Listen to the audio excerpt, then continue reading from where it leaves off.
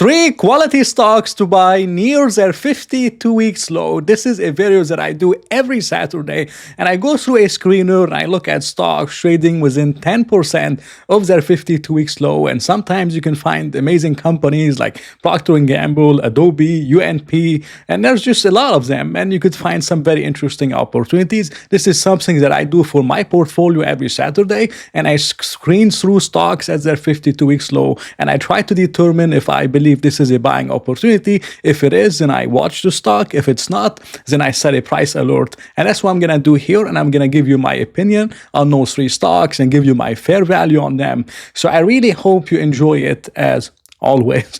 Now, the first one, which has been a popular one on X, a lot of popular investors are talking about this one, and this is UPS. UPS is down 45% over the last 5 years. The company has been a disaster. There's some good things that's happening with the stock, like the CEO, he bought around $1 million worth of stock. Then you had another, I believe, director, where he purchased 432,000 worth of stock, pretty much at the same price where it's trading at right now. So if the insiders are buying, maybe they know something we don't know, especially with such amount of money. And this is very positive for the company. But I personally have a different view, and I believe that UPS is a trap. And I told investors on X it's a trap, and I'm going to tell you why I believe it's a trap. Now, if you look at UPS, UPS has been in decline since pretty much 2014. Not just UPS, USPS, and FedEx, but especially UPS in terms of market share, it got cut in half. Their market share declined from 40% to 21%, all due to Amazon Logistics, which I do own Amazon. And it was a nothing business for them back in 2014.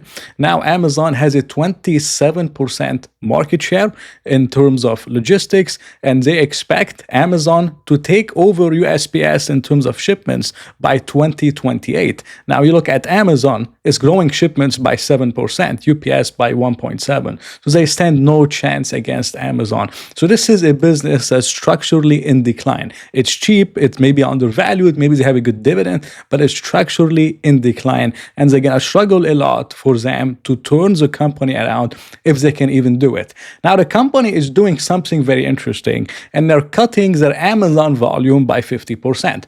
Now if you didn't know, Amazon has their own logistics, but they also still use third parties like UPS, maybe for returning things at the store or for other kind of shipments, but they want to cut the volumes of Amazon by 50%. So that's gonna kill UPS's market share even more.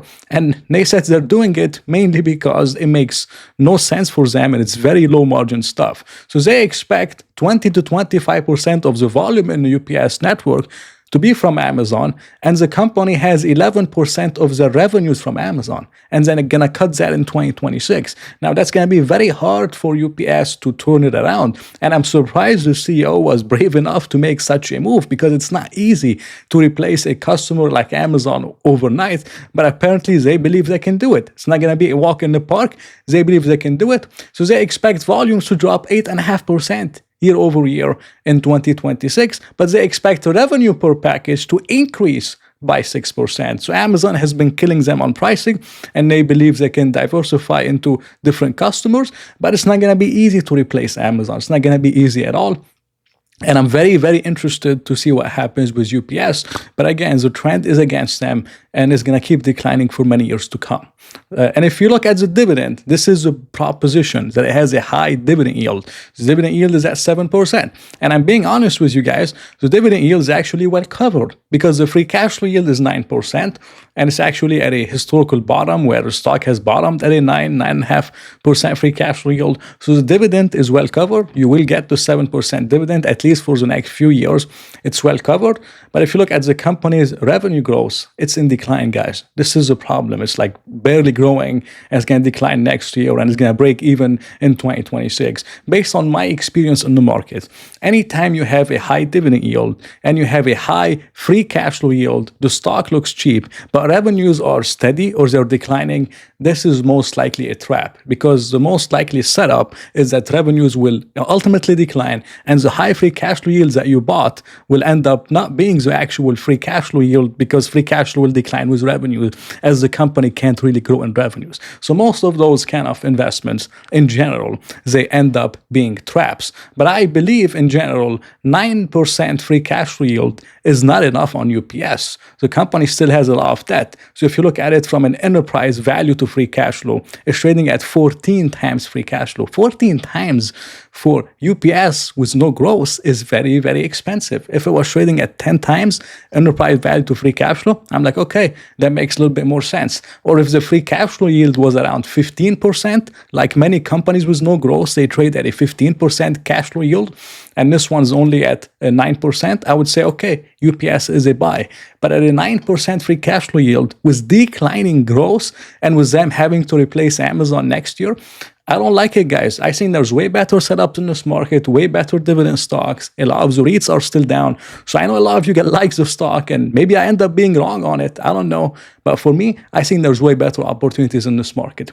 The second one is a very interesting one because I used to own the stock, and the stock is back to the same price that I sold it at in 2021. I sold UNP in 2021 at $220.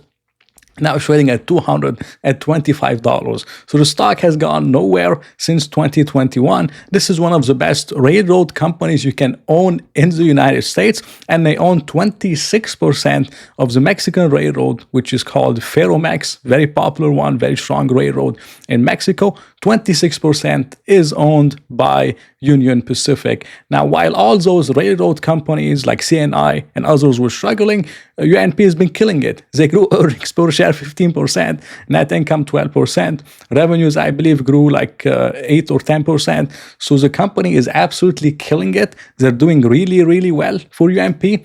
You look at the UNP's multiple on a forward PE ratio, it's trading at 18 times earnings. That's very close to historical bottom. The company used to trade at 20, 22 times earnings. Very good company, guys. Very high margins, very good growth. It grows 8, 10% a year. So for me, UNP looks very, very interesting. But there's only one problem with UNP, is that they want to merge with Norfolk Southern. And this is an insane kind of merger, and I don't even know if it's going to get approved. I would be shocked if they approve the Norfolk Southern merger with Union Pacific, because they're going to have some kind of a monopoly. I mean, this is a game changer for the company. If it can get it through, it would be a game changer. But there's a problem for this acquisition. And I believe they're massively overpaying for the acquisition of Norfolk Southern. Now, if you look at the company's estimate, everything looks good, and they believe that it's going to be completed by 2027. Now, 3 years after it's completed, so by 2030, they expect $12 billion in free cash flow. Okay, that sounds amazing because now it's like $7 billion.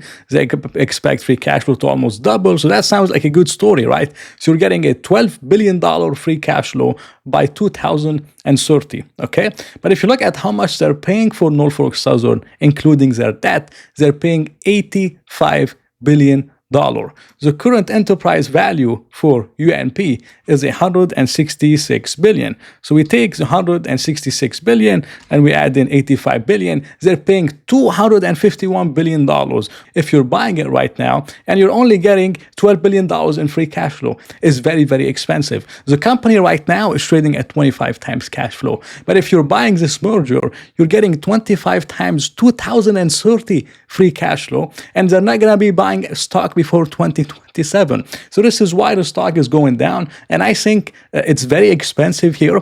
If the merger does get approved, without the merger, UNP is a buy, but with the merger, which I would be surprised if they approve it, they might. It's too expensive. 25 times 2030 cash flow is too expensive. And for me to enter UNP, I want some margin of safety. So I would want to pay around $180. If $180 it would get there, I would be paying around 18 times, 19 times 2030 cash flow if it does get approved. So this is still a much better proposition than paying the multiples that I'm paying right now. and the company is not going to do any buybacks before 2027. They paused buybacks. So to me, it's not the best opportunity in the market, and I would just wait and see what happens with the merger. But $180 is much more interesting on a total enterprise value basis combined versus the valuation that is trading at right now. And by the way, I'm using Fiscal.AI to come up with all those charts and to use the screener. And if you want to try it out, they give you 2 weeks of free access if you want to use my link in the description. But the last one, which is a stock that's very, very interesting, and I've been wanting to own it for a while, and it's mainly ISRG, which is Intuitive Surgical. The stock is down 19.5% over the last 6 months. Now, if you're not familiar with Intuitive Surgical, they are mainly a robotics company within medical. They have a very popular robot called Da Vinci, which assists a lot of doctors in doing surgeries using those robots, and they have other kind of also surgery kind of equipments, which a lot of doctors use, a lot of surgeons, they use a lot of the Da Vinci stuff.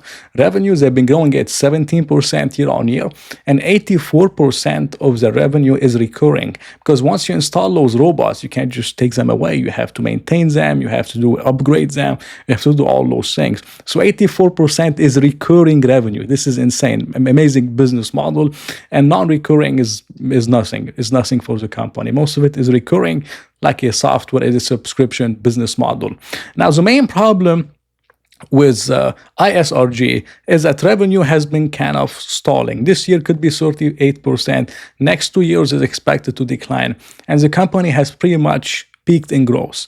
The main reason why they're going to decline in revenues, and they've been suffering a little bit recently, is because a lot of the Chinese robots are pretty much performing the same tasks that ISRG are performing, but at a much cheaper rate. And this is an article from Poland where the Chinese-made Edge MP1000, it costs around 1.4 to 1.6 million euros. Now, compared to the Vinci robot surgery platform, which is the most popular one, it costs 4.6 million. So the Chinese robot can pretty much do the same task that this robot does at less than half the price, 1.6 million versus 4.6 million for ISRG's Da Vinci. So the company is not too competitive outside the United States, and a lot of the Chinese robots, they're at a fraction of the cost, and a lot of surgeons said that they're very good, and a lot of surgeons use them, especially outside the United States. So the company is facing massive competition from the Chinese robots, and this is a big one, and it's likely gonna cause their growth to decline,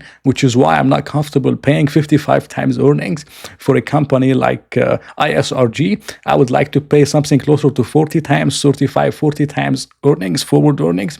Now, if you look at the company's earnings per share growth, again, is expected to decline 14%, 16% growth. But if I'm using the next year's earnings per share estimate to try to get a forward PE ratio, I use $9.30, and I'm going to time it by 40 times earnings, which is pretty much twice the growth. So if the company trades at 20 times, 2 PEG is 40 times. This is the maximum I would pay for a growth company in general. I don't pay more than 2 times the growth.